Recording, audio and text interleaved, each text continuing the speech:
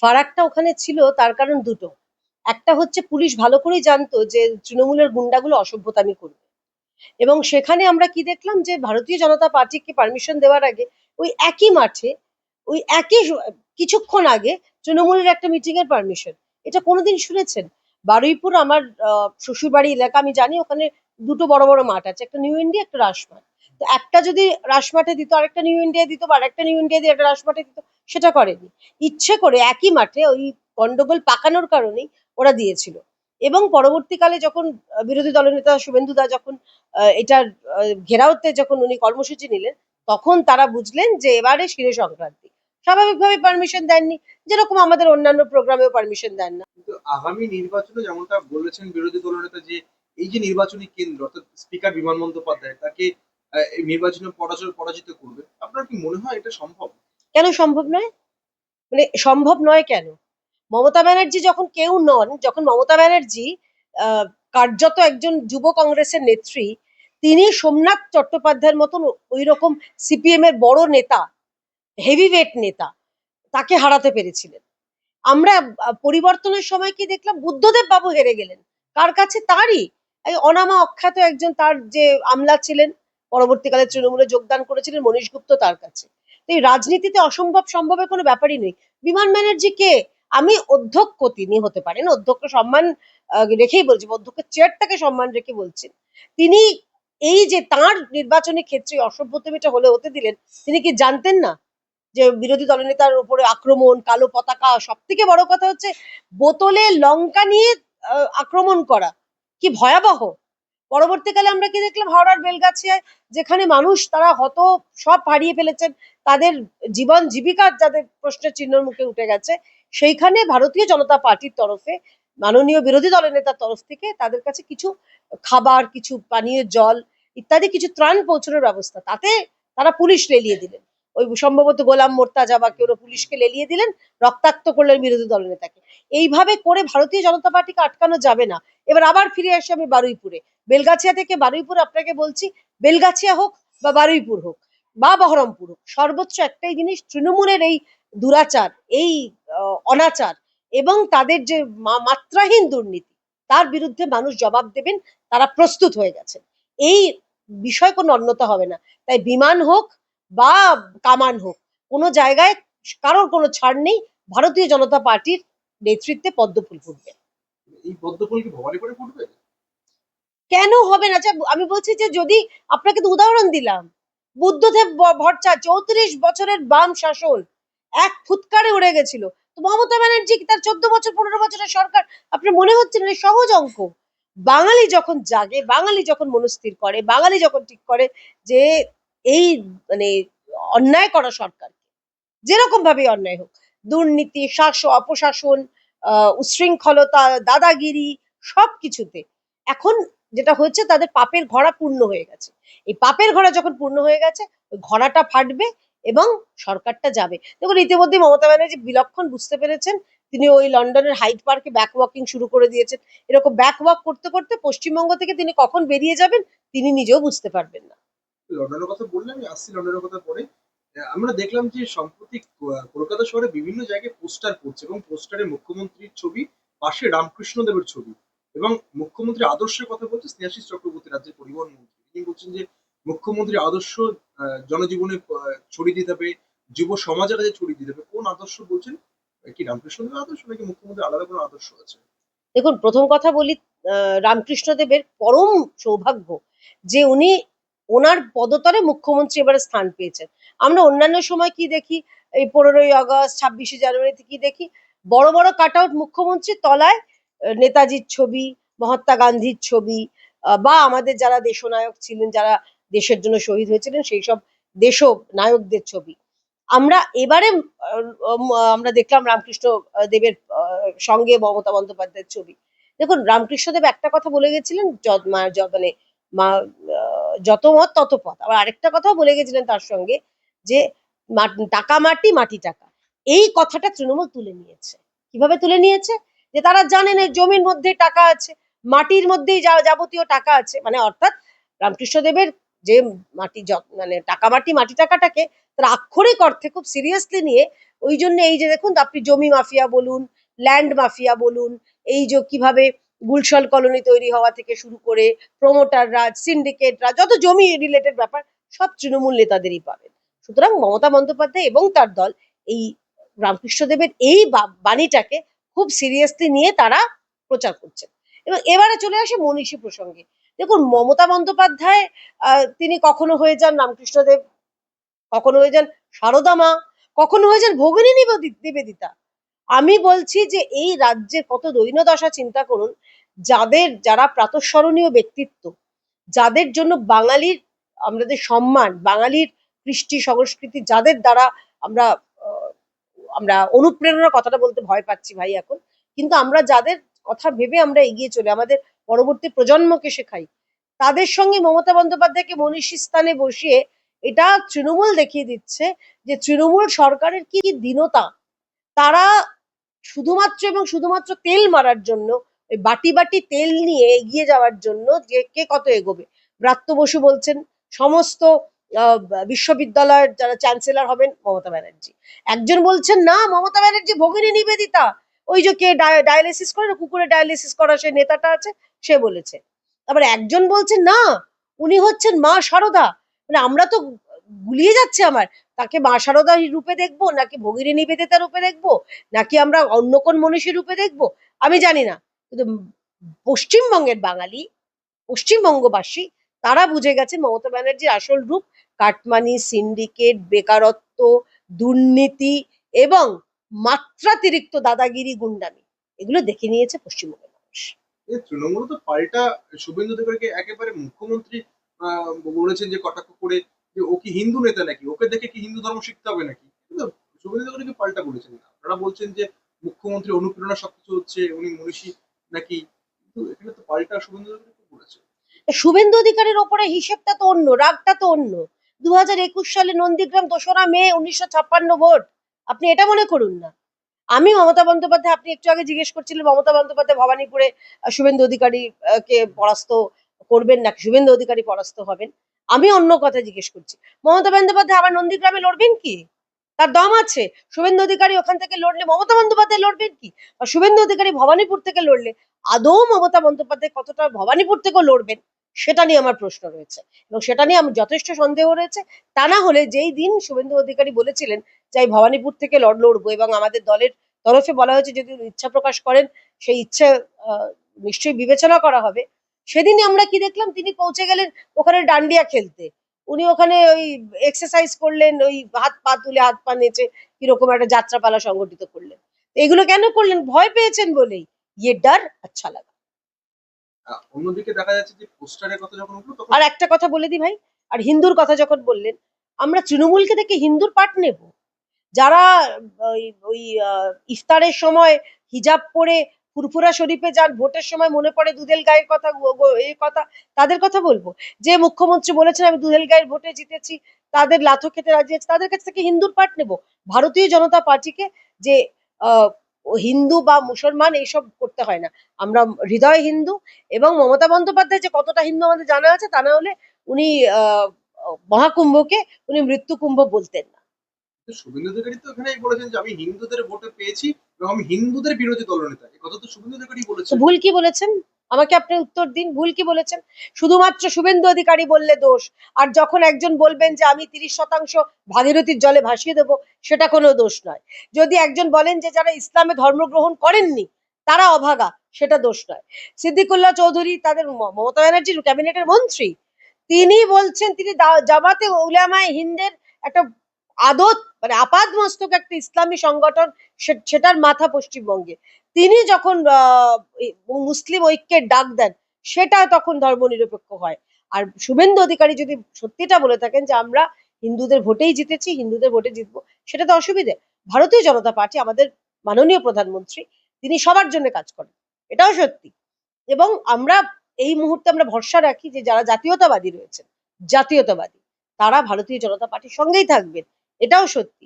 আর দ্বিতীয় কথা, যারা এই রাজ্যের মুসলমান রয়েছেন তারা দেখুন যে মমতা ব্যানার্জি শুধু এবং শুধুমাত্র তাদের ভোট করে রেখেছে, ভোট ব্যাংক করে রেখেছে। ভোট এলেই তাদের কথা মনে হয়, তাদেরকে মনে হয় মমতা ব্যানার্জি যে শুধু এবং শুধুমাত্র ভোটের সময় ব্যবহার করব, তারপরে ইউজ অ্যান্ড থ্রো, টিস্যু পেপারের মতো মুখ মুছলাম ফেলে দিলাম। এই রাজ্যের মুসলমানরা কতদিন নিজেদের ভোট ব্যাংক হতে দেবেন সেটা তারা নিজেদের জিজ্ঞাসা করুন। চিন্তা করুন, মারছেও তৃণমূল, মরছেও তৃণমূল। আপনি বক্তব্যের কথা চিন্তা করুন। এই রাজ্যের মুসলমানকে এটাই চাইবেন তাদের শিক্ষা লাগবে না, চাকরি লাগবে না, তাদের অন্ন বস্ত্র বাসস্থান জীবনের উন্নয়ন কিছু লাগবে না, শুধুমাত্র ভোট ব্যাংক হিসেবে ব্যবহৃত হবেন? তাদের উপরে ছেড়ে দিচ্ছি আমরা এই প্রশ্নটা। রামনবমী নিয়ে নতুন বিতর্ক শুরু হয়েছে, সেখানে শুভেন্দু অধিকারী বলেছেন গোটা রাজ্য জুড়ে প্রায় 1 কোটি হিন্দুকে রাস্তায় নামাবে। এর পাল্টা হুমায়ুন কবির, ভরতপুর তৃণমূল বিধায়ক, তিনি বলেছেন আমি একাই যথেষ্ট এর মোকাবিলা করতে। সাহস থাকে তো মুর্শিদাবাদ বা মালদাতে আসুক রামনবমী মিছিল করতে, দেখে নেব। না, ভরতপুর বা মুর্শিদাবাদ বা মালদা কি কারোর নির্দিষ্ট সম্পত্তি, কারোর নিজের বাপের সম্পত্তি যে সেখানে যেতে পারবেন না বিরোধী দলনেতা? তিনি রাজ্যের বিরোধী দলনেতা। বিধানসভায় যারা যারা বিরোধী রয়েছেন তিনি সবার বিরোধী দলনেতা। এই রাজ্যে যারা যারা বিরোধী রয়েছেন সবার বিরোধী দলনেতা। তো হুমায়ুন কবির একজন আইনসভার সদস্য, পশ্চিমবঙ্গ আইনসভার সদস্য, বিধানসভার বিধায়ক হয়ে তিনি এই কথাটা বললেন, তার বিরুদ্ধে কোনো ব্যবস্থা কেন নেওয়া হলো না? পুলিশ তার বিরুদ্ধে কেন সুমোটো কেস করলেন না যে আপনি বাধা দেওয়ার কে? আর এরাই বড় বড় বড় কথা বলে যখন ওই হাতরাসে গিয়ে, কোথাও গৌহাটিতে গিয়ে, কোথাও মেঘালয়ে গিয়ে অশান্তি তৈরি করেন, তখন এরাই বলেন যে আমাদের কোনো গণতন্ত্র নেই। গণতন্ত্র পশ্চিমবঙ্গে নেই। গণতন্ত্র পশ্চিমবঙ্গে নেই। সব থেকে বড় উদাহরণ, বিরোধী দলনেতাকে তার পদে পদে বাধা দেওয়া হচ্ছে। আমাদের প্রতিটা মিটিং মিছিল করতে গেলে আমাদের মাননীয় হাইকোর্ট থেকে আমাদের পারমিশন নেওয়া হচ্ছে। আর ওই মুর্শিদাবাদ মালদা, তাহলে হুমায়ুন কবির নির্দিষ্ট করে দিন যে এই জায়গাগুলো শুধুমাত্র এবং মমতা ব্যানার্জির পকেট ভোট, এই জায়গা থেকে আর কোনো মানুষ করতে পারবে না। এটা কি আমরা পশ্চিমবঙ্গ একটা ভারতবর্ষ অঙ্গরাজ্যে রয়েছে, নাকি পশ্চিমবঙ্গ হচ্ছে রিপাবলিক অফ পশ্চিমবঙ্গ? আমার তো এখন গুলিয়ে যাচ্ছে। আমরা তো জানতাম আমরা ভারতীয়, পাসপোর্ট তো ভারতীয়, আধার কার্ড বলুন, ভোটার কার্ড বলুন, আমরা ভারত সরকারের আমাদের অশোক স্তম্ভ ব্যবহৃত হয়। সেখানে মমতা বন্দ্যোপাধ্যায়ের একজন দুর্বিনীত বিধায়ক, তার দুঃসাহস চিন্তা করুন, এবং তিনি একের পর এক মন্তব্য করে যাচ্ছেন। উনি উল্টে পুরো বলে দিয়েছেন যে হিন্দুরা আপনারা তো পান্তা ভাত খেয়ে ঘুমন ভোটের দিনে, আমরা কাজ করি। এরপর থেকে যদি এইরকম হয়, যে উনি তো এটা বলেছেন, এবং আমি তো বলবো হিন্দুদের জাগা উচিত। উনি বলেছেন যে আপনাদের এই আমরা বেশি কাজ করি, আমরা বেশি আসন এনে দিই, আমাদের বিধানসভায় আমাদের রিপ্রেজেন্টেশন বেশি হয় না কেন? উনি জিজ্ঞাসা করুন ওনার মুখ্যমন্ত্রীকে। কারণ দুধেল গাইদের ভোটেই যদি উনি সত্যি জয় পেয়ে থাকেন, দুধেল গাইড রিপ্রেজেন্টেশন আরো বাড়ান তিনি। উনি বলে দিন, খুল্লা আসুক না। এই এই মানে কিছুটা যাওয়া কিছুটা ফিরিয়ে আসা দরকার নেই তো। একদম মানে চোখে চোখে কথা না বলে মুখে কিছু বলো না করলেই ভালো হয় মনে হয়। আপনার কি মনে হয় হিন্দুরা কি ঘুমিয়ে রয়েছে সত্যি? পশ্চিমবঙ্গের হিন্দু এই মুহূর্তে আমি বলবো তাদের জাগরণ ঘটছে। খুব ধীরে হলেও তাদের জাগরণ ঘটছে। তা না হলে ভারতীয় জনতা পার্টিকে আমাদের আসন কমতে পারে, কিন্তু আমাদের ভোটের সংখ্যা আগে থেকে বেড়েছে। 2021-এর থেকে 2024-এ আমাদের ভোটারের সংখ্যা বেড়েছে। কি করে বাড়লো? কারণ মানুষ বুঝতে পারছে যে যদি এই রাজ্যে যদি হিন্দুরা একাট্টা না হয়ে, এক না হয়ে ভোট না দেন, তাহলে বাংলাদেশের মতন অবস্থা হবে। আমরা কি চাইবো যে আমাদের প্রতিবেশী রাষ্ট্র যেরকম বেছে বেছে যেরকম হিন্দু নিধন চলছে, আমরা কি চাইবো এই রাজ্যে? আমরাও চাইবো না। আমরা গণতন্ত্রে বিশ্বাস করি। আমরা বিশ্বাস করি ফ্রি অ্যান্ড ফেয়ার পোল। কিন্তু তৃণমূল সরকার কি সেটা চাইছে? আমি দুটো উদাহরণ দিচ্ছি, বিভিন্ন সংবাদ মাধ্যমে দেখবেন। একটা হচ্ছে বনগাঁর বাগদায়, সেখানে বেছে বেছে যারা হিন্দু মতুয়া রয়েছেন তাদেরকে ভোটার তালিকা থেকে বার করে বাংলাদেশি রোহিঙ্গা ঢুকিয়ে দেওয়া হচ্ছে। এবং গতকাল যেটা আমাদের সামনে এসছে সেটা হচ্ছে নদিয়াতে, নদিয়ার সেখানেও করা হচ্ছে একই জিনিস। বেছে বেছে তালিকা থেকে বার করে দেওয়া হচ্ছে হিন্দুদের। কিসের জন্য? ভয়। এই ভয়, কারণ ওরা বুঝতে পেরেছেন যে হিন্দুদের মানে এক হচ্ছেন, জাগরণ ঘটছে। আপনার প্রশ্নের উত্তরটা নিশ্চয়ই পেয়ে গেছেন। এই ভয় থেকেই মমতা বন্দ্যোপাধ্যায়ের প্রশাসন এই দুষ্কর্মটি করছে। কিন্তু আপনি বললেন যে ভোটের পার্সেন্টেজ হিসেবে বেড়েছে বিজেপি। আমরা যদি আসন আসন আসন আমি পার্সেন্টেজও বেড়েছে, এবং ভোট সংখ্যা, মানে আমরা 2,28,00,000 পেয়েছিলাম আমরা 21-এর বিধানসভায়, এবারে পেয়েছি 2,34,00,000। তো আমাদের ভোট তো স্বাভাবিকভাবেই বেড়েছে। ভোট সংখ্যা যখন বাড়ছে, 21-এর নির্বাচনে যদি তুলনা করা হয় 24-এর সঙ্গে, সেখানে লোকসভায় কিন্তু একেবারে অনেকটা কমে গেছে, আসন কমেছে তো, সংখ্যা কমেছে। হ্যাঁ কিন্তু কমেছে। আসন সংখ্যা কমলে তো ভোটে বাংলায় ক্ষমতা দখল আমাদের করা যাবে ভোট না। পার্সেন্টেজ আমাদের কমেনি, আমাদের ভোট পার্সেন্টেজ অটুট রয়েছে। আসলে তৃণমূল যেই সময়, একটা জিনিস বুঝতে হবে, এটা একটু অ্যানালিটিক্যালি বলছি আমি, যেই সময় ভারতীয় জনতা পার্টিকে, আমরা অবশ্য আমাদের এগুলোতে কেয়ার করি না, আমাদের মানে এনডিএ সরকার বা ভারতীয় জনতা পার্টি পশ্চিমবঙ্গে আমরা একাই চলবো। আমাদের এখানে তৃণমূল রয়েছে, তৃণমূলের সঙ্গে তাদের বি টিম রয়েছে, কংগ্রেস তাদের সি টিম রয়েছে, বামেরা, এবং তার সঙ্গে ওই উগ্র বামেরা যাদবপুরের যারা no vote to BJP party, এরা সব মিলিয়েও চেষ্টা করলেও আমাদের ৩ থেকে ৭৭ ঠেকাতে পারেনি। এবার ৭৭ থেকে জাস্ট ডবল হওয়ার, ৩ থেকে ৭৭ আপনি যদি পার্সেন্টেজ দেখেন বা জাম্পটা দেখেন, কত পার্সেন্ট জাম্প হলো, আর সেখানে শুধুমাত্র ৭৭ থেকে ডবল হওয়া, এটা কি ৭৭ এখন নেই কিন্তু। কোথায়, কে বলেছে? ৭৭ কে অনেকে বলেছে? দল বদল করে ফেলেছে না, কিন্তু। না, আপনি বিমান বাবুকে জিজ্ঞেস করুন না, আমি বলছি না। আমরা বলছি এরা আমাদের দলে নেই, আমরা স্বীকার করছি। বিমান বাবুকে বলুন না, বিমান বাবু ওনার বিধানসভার অন্দরে এই উত্তরটা দিতে পারবেন? আপনারা তো সাংবাদিক, জিজ্ঞেস করুন যে বিধানসভার মধ্যে ভারতীয় জনতা পার্টির কজন বিধায়ক আছে। সাহস নেই বলার। আর যারা যারা গেছেন তাদেরও তো এইটুকুনি সৎসাহস থাকা উচিত ছিল। আরে ভাই, তোমাদের যখন বিজেপি এত অপছন্দ, বিজেপি থেকে তোমরা ইস্তফা দিয়ে তোমরা কেন যোগদান করলে না? নাকি বিধানসভায় জানো যে এরপরে যখন যদি সেখানে পুনর্নির্বাচন হয়, সেখানে মানুষ তোমাদের ছুঁড়ে ফেলে দেবে, এই ভয়? আসলে এটার উত্তর আপনি ২০২৬ নির্বাচনে পেয়ে যাবেন, যে যারা এই গদ্দারি করেছে, বেইমানি করেছে, ভারতীয় জনতা পার্টির প্রতীকে জিতে যারা তৃণমূলকে সমৃদ্ধ করেছে, তারা কি উত্তর পাবে, জনতাই সেখানে উত্তর দিয়ে দেবে, সাধারণ মানুষ উত্তর দিয়ে দেবে, আমাদের আর বলতেই হবে না। কি মমতা বন্দ্যোপাধ্যায় থেকে কি সরে যাচ্ছে বাংলার মানুষ নাকি? আবার আরেকটা জিনিসও পড়েছে, অধিনায়ক আবার পাশে সর্বাধিনায়িকা। মানে এখন তৃণমূল দলটার কি অবস্থা চিন্তা করুন। ওই ২৫-৭৫-এর কারণে কে অধিনায়ক কে সর্বাধিনায়ক সেটা নিয়ে এখন মারামারি চলছে, কোন্দল চলছে। কে কালীঘাটের বেশি কাছে, কে ক্যাবাক স্ট্রিটের বেশি কাছে, সেটা নিয়ে কোন্দল চলছে। আসলে তাহলে এই এই সরকারের যদি এইরকম অবস্থা থাকে, এরা কি করে মানুষকে ভালো প্রশাসন দেবেন বলুন তো? আজকে আপনি চিন্তা করুন বেলগাছিয়া, ওই হাওড়ার বেলগাছিয়ার অবস্থা, মানুষ তারা গৃহহীন হয়ে পড়ে আছে। সেইখানে এতদিন হয়ে গেছে, মেয়র কোনো ব্যবস্থা করতে পারলেন না। এত মানে অব্যবস্থা, আপনারা দেখেননি যে জঞ্জাল, এত আস্তাকুর জন্মেছিল, আপনারা কিছু ব্যবস্থা নেননি কেন? বেশি দূরে যেতে হবে না, আমি কলকাতাবাসীর জন্য অনুরোধ করছি, এই বাইপাস সায়েন্স সিটি, আপনি সেখানে যান, সেখানে গিয়ে দেখুন। আমার খুব কষ্ট লাগছে, এটা যখনই ভাবি, আমি ওই ভিডিওটা দেখে আমার কষ্ট লেগেছে। সেখানকার মানুষরা, মেয়েগুলো কাঁদছে যে আমরা সহায় সর্বস্বহীন, সম্বলহীন হয়ে গেছি। আপনি এই এই বাইপাসের এখানে যান, বেলঘড়ি এক্সপ্রেস ওয়েতে যান, সেখানে কিরকম আস্তাকুরের পাহাড় হয়েছে, সেখানেও যদি ধস নামে, সেখানেও আবার একটা এরকম বিপদ হতে পারে। আপনারা কি করছেন? চোখে ঠুলি পরে বসে আছেন? মমতা ব্যানার্জি খালি ওই ফ্রন্ট ওয়াক ব্যাক ওয়াকিং করলে হবে না। এই ওয়াকিংটাই, ওই ব্যাক ওয়াক করতে করতে রাজ্যের মানুষ একদম আপনাকে ওয়াক করিয়ে বাইরে করিয়ে দেবে। হাঁটতে হাঁটতে আপনি মানে কোথায় আপনি পৌঁছে যাবেন পশ্চিমবঙ্গের বাইরে টেরও পাবেন না। বিষয়টা হচ্ছে এই রাজ্যের কোন রকম তাদের সদিচ্ছা নেই। এই রাজ্যের সরকারের প্রশাসনিক দিক থেকে কোনো সদিচ্ছা নেই। কে নায়ক, কে সর্বাধিনায়ক, কে কালীঘাট, কে ক্যামাক স্ট্রিট, কে প্যাক, কে আইপ্যাক, এইসব নিয়ে এদের চিন্তা হচ্ছে। আসলে এরা ভাবে শুধু এবং শুধুমাত্র ভোট টু ভোট, ২১, ২৬ পরবর্তী, এরা ভোট ছাড়া কিচ্ছু ভাবে না। এবং সে ভোট কিভাবে জেতাতে হবে, কিভাবে চুরি করতে হবে, কিভাবে মানুষ ঠকাতে হবে, কিভাবে মানুষ সর্বস্ব তারা তাদেরকে হরণ করে, তাদেরকে শুষে নিয়ে কিভাবে শুধুমাত্র মানুষকে ভোট ব্যাংক হিসেবে ব্যবহার করতে হবে, এইটা তৃণমূল সরকার জানে, এর বাইরে কিচ্ছু জানে না। কিন্তু মমতা বন্দ্যোপাধ্যায় রাজনৈতিক মহল যেটা বলে, উনি আপাতমস্তক একজন রাজনৈতিক দক্ষ রাজনৈতিক ব্যক্তিত্ব।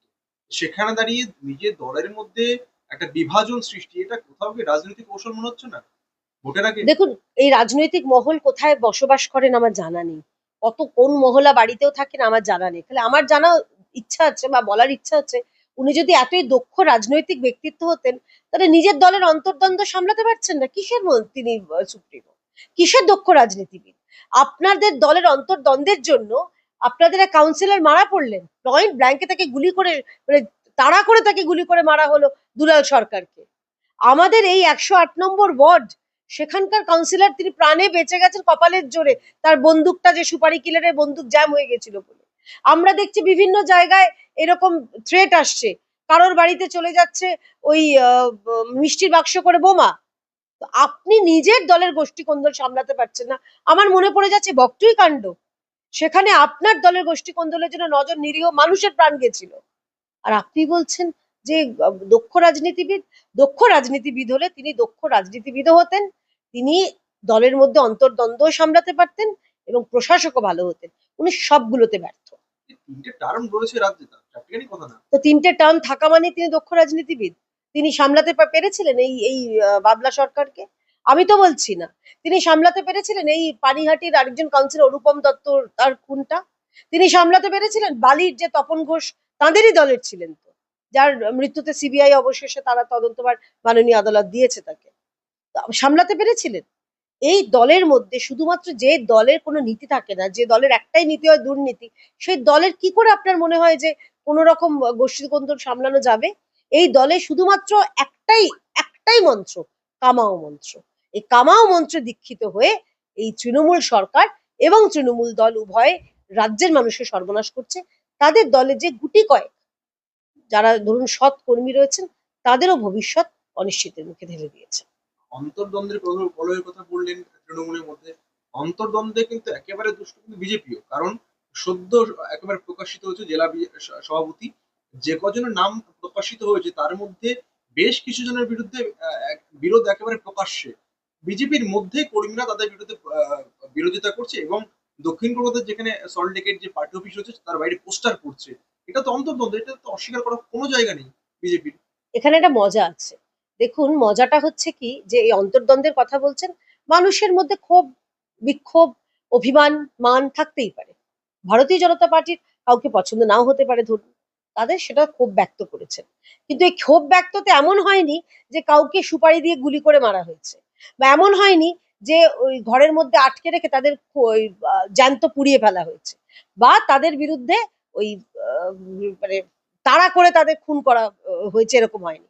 ভারতীয় জনতা পার্টি একটি পরিবার, পরিবারের মধ্যে মান অভিমান একটু মন কষাকষি থাকতে পারে, সেটা আমাদের দল মিটিয়েও নেবেন। আমি আপনাকে বলছি, প্রথম কথা যারা পোস্টারিং করছে আমার সত্যি খুব সন্দেহ আছে তারা কতটা বিজেপির আর কতটা বিজেপি সাজা তৃণমূল। কারণ এটা হচ্ছে তারাও দেখিয়ে দিতে চাইছে যে তৃণমূলের তো গায়ে লাগছে যে বিজেপি এত সুখের সংসার, তারা সংসার করছে ভালো করে, কার ভালো লাগে বলুন? আপনার পাশের বাড়িতে ধরুন আপনার বাড়িতে নিত্যদিন ঝগড়া হচ্ছে আর আপনার পাশের বাড়ি খুব শান্তিপ্রিয়, আপনার কি কোথাও একটা হিংসা হবে না? তো সেটাও একটা হতে পারে, কারণ এই পোস্টার সংস্কৃতি বিজেপির নয়।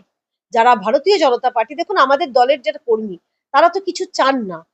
তাদের না আছে ওই ৫ তলা বাড়ি, না আছে ওই স্করপিও গাড়ি, না আছে এরকম মোটা মোটা শোনাচ্ছেন।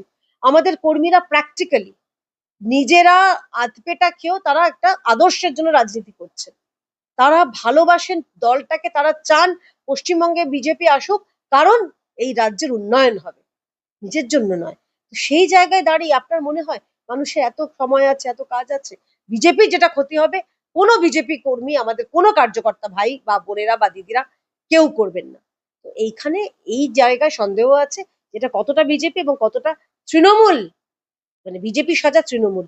ওই ছিল না আপনার মনে আছে ওই শেয়ালের ওপরে একটা বাঘের না সিংহের একটা পরিয়ে দেওয়া হয়েছিল? এটাও আমার সন্দেহ হচ্ছে যে যারা এগুলো করেছে তারা বিজেপির আদৌ কিনা, আমার সন্দেহ আছে। যে দলের নাকি এত ক্ষমতা, এত ভয় পাচ্ছেন কেন? কারণ মমতা ব্যানার্জি বিলক্ষণ জানেন যে ভারতীয় জনতা পার্টি এই মুহূর্তে সব থেকে শক্তিশালী দল, এবং ভারতীয় জনতা পার্টি 2026-এ ওনার যে দলের যে পালাবদল সেটাই সংগঠিত করবে। ওনার দলের গণেশ উল্টাবে বিজেপি। প্রাক্তন রাজ্য বিজেপি সভাপতি দিলীপ ঘোষ তিনি বলেছেন তৃতীয় ইনিংস থেকে তৈরি। ওনাকে যদি আবার রাজ্য বিজেপি সভাপতি করা হয় তাহলে কি বিজেপি আবার চাঙ্গা হবে আগের মতো? আপনি কি বিশ্বাস করেন এটাই? ভারতীয় জনতা পার্টি এমন একটা দল যাকে করবে, আমরা প্রেসিডেন্টকে দেখে, সে প্রেসিডেন্ট দিলীপ ঘোষ হতে পারেন, অন্য কেউ হতে পারে, যিনি হন না কেন, যার নেতৃত্বে, তার নেতৃত্বে আমরা কাজ করব, তার নেতৃত্বে আমরা আন্দোলন করব, তার নেতৃত্বে আমরা রাজ্যে আমাদের সংঘবদ্ধ করব, প্রতিবাদ করব তৃণমূলের বিভিন্ন দুর্নীতির, বিভিন্ন যে মানে যে প্রশাসনিক যে ফ্যালাসি গুলো রয়েছে সেগুলো। তো আমাদের নেতৃত্ব যিনি হন না কেন, দিলীপ ঘোষ থেকে শুরু করে যে কাউকে, ভারতীয় জনতা পার্টির যারা কার্যকর্তা, যারা আমাদের প্রকৃত আমাদের যারা স্তম্ভ, তারা তৈরি। নেতৃত্ব, যারই নেতৃত্ব দল বলে দেবেন, যার নেতৃত্বে কাজ করতে হবে তার নেতৃত্বে আমরা কাজ করতে প্রস্তুত। অসংখ্য ধন্যবাদ। ধন্যবাদ।